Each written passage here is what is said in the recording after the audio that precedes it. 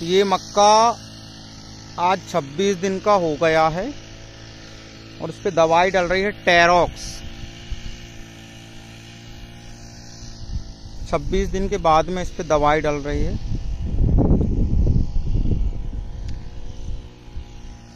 तीन से 4 दिन में इसका रिजल्ट हमको देखने को मिलेगा।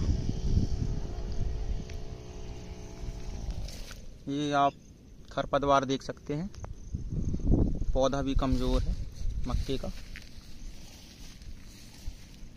समय की अवधि के कारण इसमें दवाई नहीं डल पाई थी।